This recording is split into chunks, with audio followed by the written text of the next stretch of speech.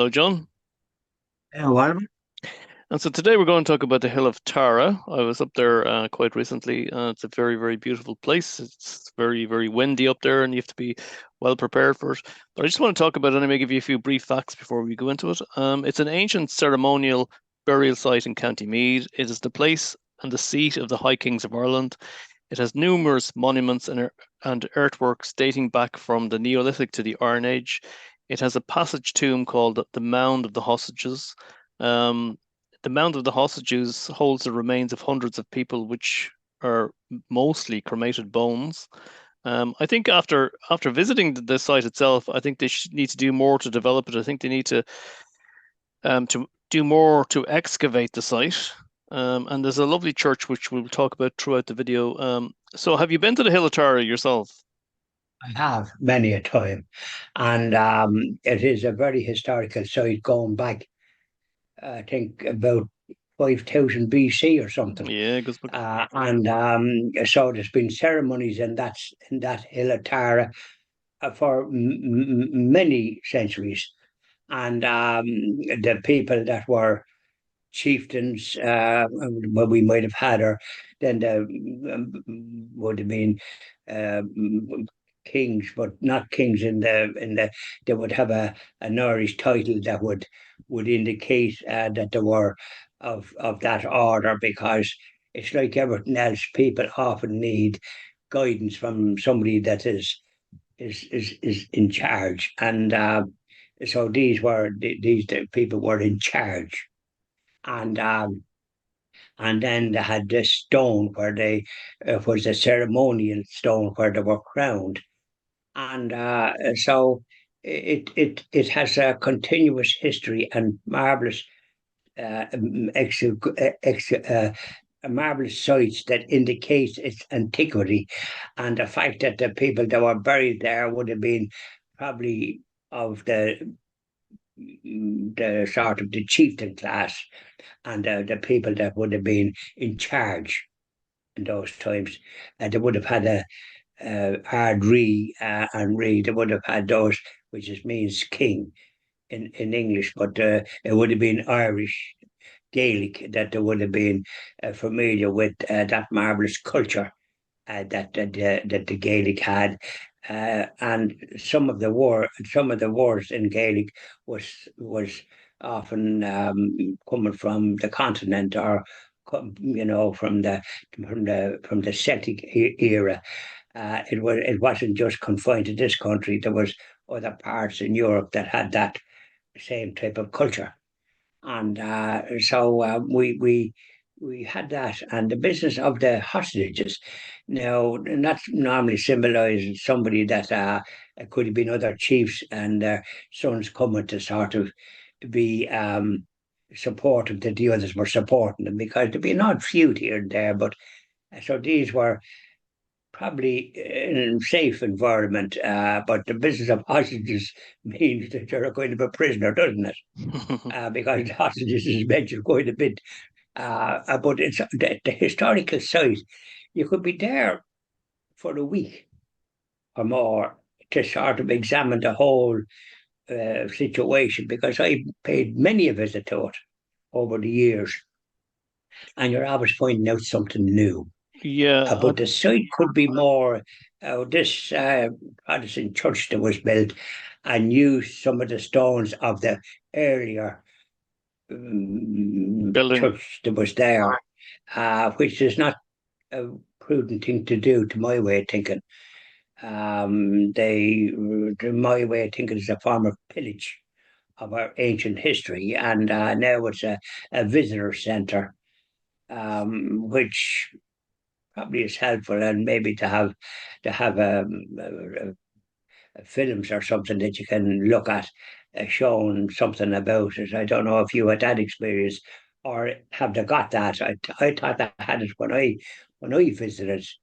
They have Sort of, indeed.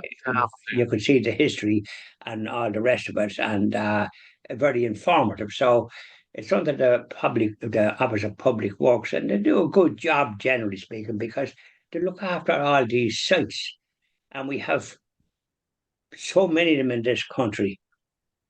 We're awash with them, it's great from the point of view of our history and what our ancestors the great culture that they have and the great ceremonies and all the rest of it. So that's the beauty of the Hill of Tara, and then you have Slane as well. Don't forget. Yeah, I just Go want to go ahead. back. I just want to go back there to the church we mentioned. Okay, so the Church of St. Patrick's Church. It's an Anglican church dating back from the 1800s. The stained glass is absolutely lovely, and it was done by a woman called Eva Hone. Okay, and it was commissioned in 1932 for the 1500th anniversary of the arrival of St. Patrick to Ireland. Okay, so Eva Hone, probably as almost as famous as Harry Clark. Um, she was a devout Christian. She spent some time in the Anglican convent, but she converted to Catholicism in 1937. Um, she originally studied Cubism, which is a form of art, which is very like stained glass, and then she moved from that into stained glass. And that absolutely beautiful window is what she created. And she's created many, many works all around Ireland. We're going to do a video on her alone at some stage in the future. Yeah. Um, Who could you say? Eva Hone. Eva Hone. Yeah, I heard of her all right. Yeah. Yeah, she would be in the footsteps of the famous Harry Clark that did so much stained glass windows that really are in churches. And there's a stained glass window or two in the St. Bridget's Church in Oldcastle that he did, and which is priceless in some ways.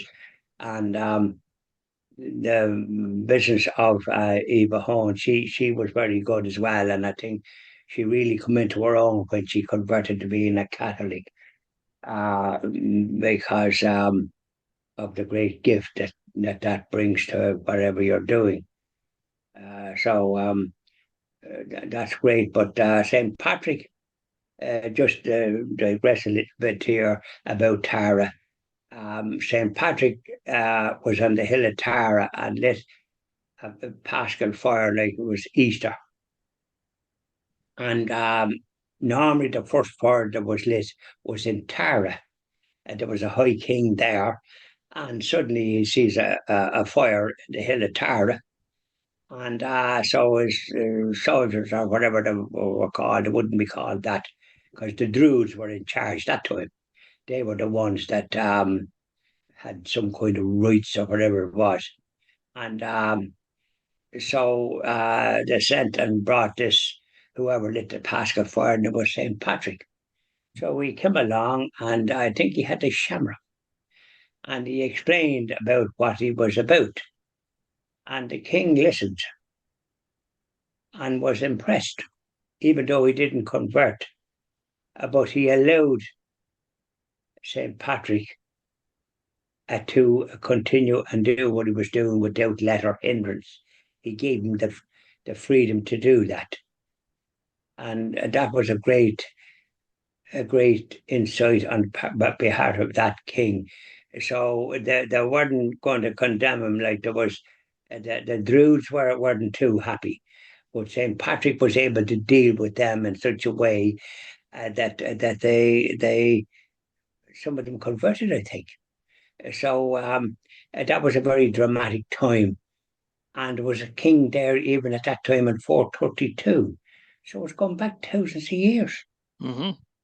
You see, this is a great culture that we have in this country, and the marvelous Irish, the Gaelic, and that, and the way it describes and everything. There's a very lyrical run to it.